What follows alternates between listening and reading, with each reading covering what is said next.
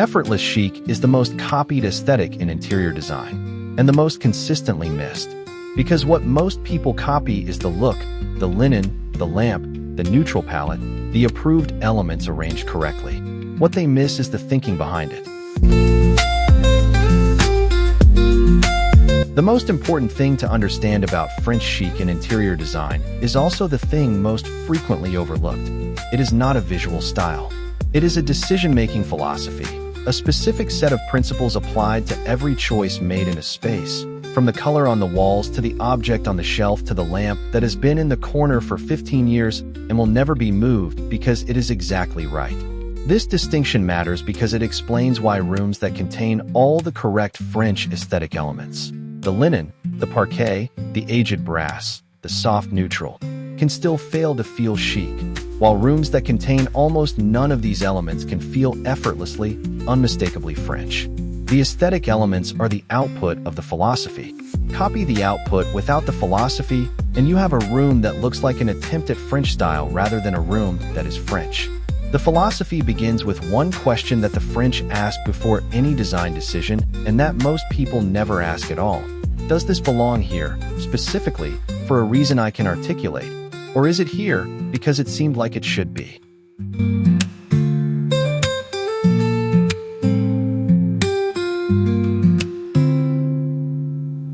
The quality that makes French interiors feel chic is not a quality of the objects in them. It is a quality of the person who put them there, a specific confidence in their own taste that expresses itself in every decision made in the space, and that is immediately readable to anyone who enters the room, even if they cannot name what they are reading. French confidence in interior design is not the confidence of knowing the correct rules and following them.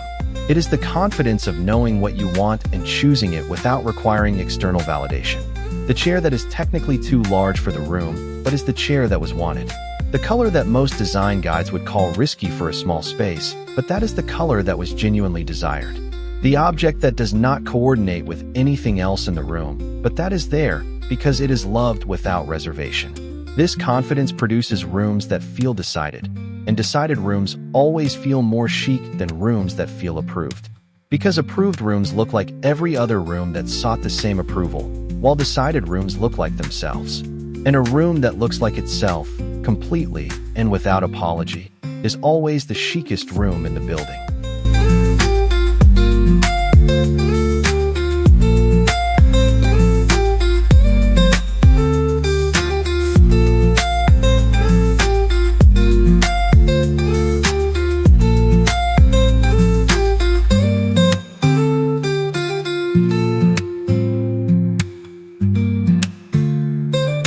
The French approach to investment in a small space follows a principle that most consumer culture actively works against: buy one extraordinary thing rather than many good things, and let the extraordinary thing carry the room. This principle operates on a specific understanding of how quality communicates in a space.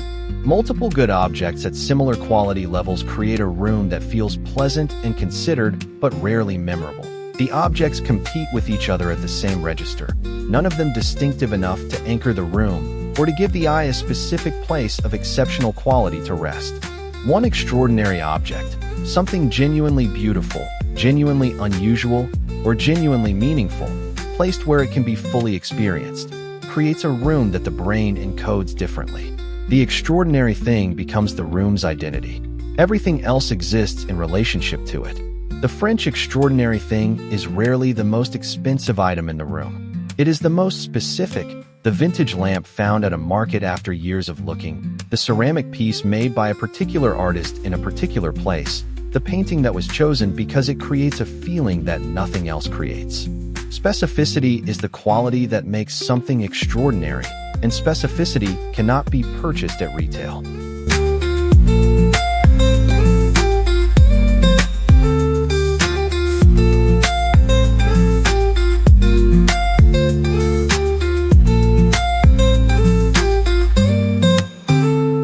French chic has a relationship with imperfection that is the direct opposite of the aspirational perfection that dominates most contemporary interior content. And this relationship is one of the most important things to understand about why French interiors feel alive, while perfectly polished interiors often feel inert.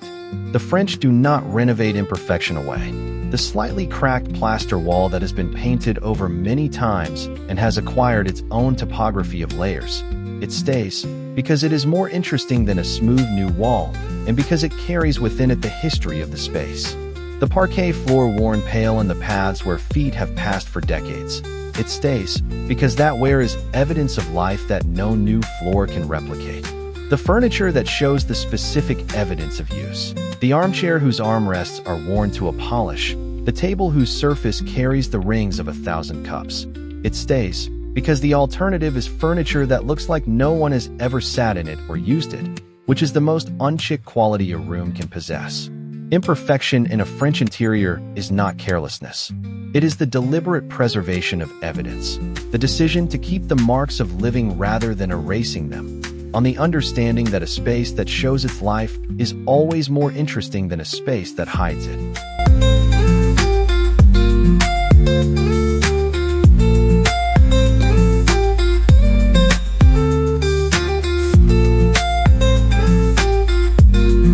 In French interior design, the personal object, the object that is present because of who owns it rather than because of what it looks like, is treated not as a concession to sentiment, but as the most important design element in the room. Because the personal object does something that no designed element, however beautiful, can do, it makes the room specific. A room full of beautifully chosen objects that anyone could have chosen is a room without identity. It is a space that could belong to anyone, which means it belongs to no one in particular, which means it communicates nothing specific about the person who lives in it. The French find this unchic, not because of any aesthetic principle, but because a room that reveals nothing about its inhabitant is a room that has nothing interesting to say. The personal object, the inherited piece, the found object, the thing that has a story the owner knows by heart, is the element that makes the room specific. It is the detail that a visitor notices and asks about. It is the thing that makes the room impossible to replicate in another apartment for another person. And that impossibility of replication, that quality of existing only in this room for this person, is the deepest definition of chic available in interior design.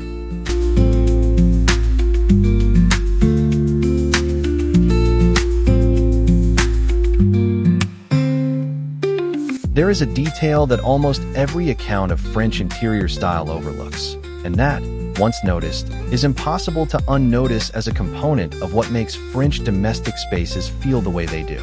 French rooms always smell of something. Not the aggressive fragrance of commercial air fresheners or the artificial cleanliness of scented candles chosen for their visual appearance in a styled interior. Something specific and low-key and consistent. The particular scent of a candle that has been burned in the room for years until the association between the smell and the sense of arrival is so established that the scent alone produces the feeling of being home. Or the fragrance of fresh flowers. Always seasonal, always simple, always there.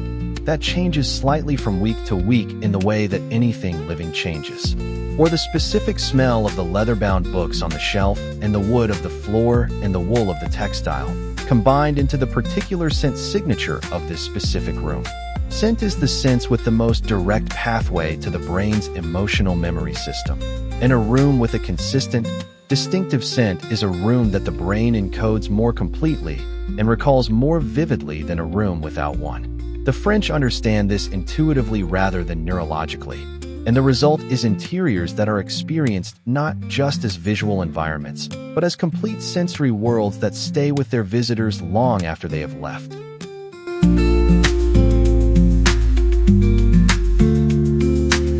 The French approach to improving a small space is the reverse of the approach most people default to. When something feels wrong, the French instinct is to remove rather than to add, to take away rather than to introduce, to find what is creating visual noise and eliminate it rather than to find what is missing and purchase it.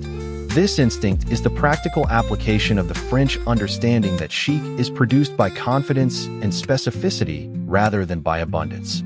A room with 15 objects that were all chosen carefully is, in most cases, less chic than the same room with 8 objects after 7 of the least specific ones have been removed. Not because fewer objects is inherently better, it is not. but because the edit reveals the quality of what remains, and the quality of what remains in a room after a rigorous edit is always more visible and more compelling than the same quality buried among things that were kept because they were not actively wrong. The French edit is not minimalism. It is the removal of the unchic, the objects that are present by default rather than by decision, the surfaces that are covered because they are available rather than because covering them was the right choice, the room that has accumulated rather than been considered. The question is always the same. Does this belong here for a reason I can articulate? If not, it goes.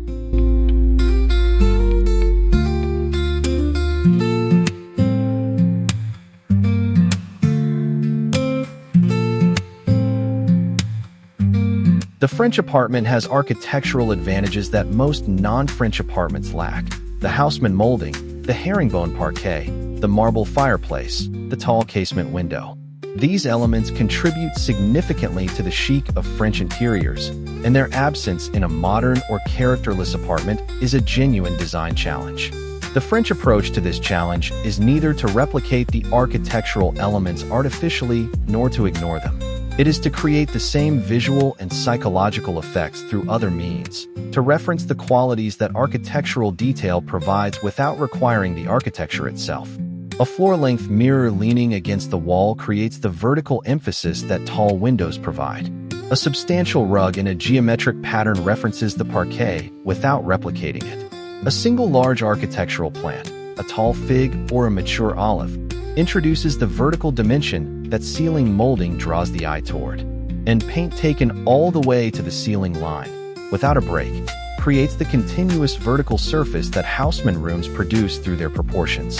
The architecture is referenced, not reproduced, and the room has the qualities that the architecture was meant to provide without pretending to be something it is not.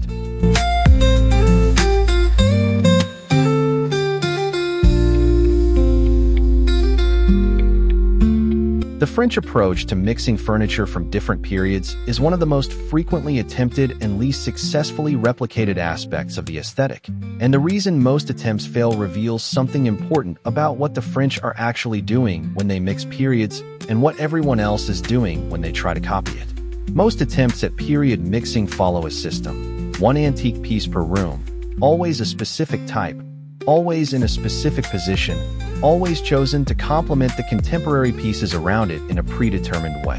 This systematic approach produces rooms that look like they have been deliberately given an antique accent, which is a different thing from rooms that look like they have been lived in by someone who has always owned these things. The French mix periods without a system because they are not mixing periods. They are simply keeping what they love: the grandmother's armoire that has been in the family for 3 generations alongside the contemporary sofa that was bought last year, because both are wanted and neither has given anyone a reason to remove it. The result looks like mixed periods, but feels like an accumulation of genuine choices made over time, which is what it is. And this quality of genuine accumulation over time is the thing that all systematic approaches to period mixing are attempting to approximate and never quite achieving.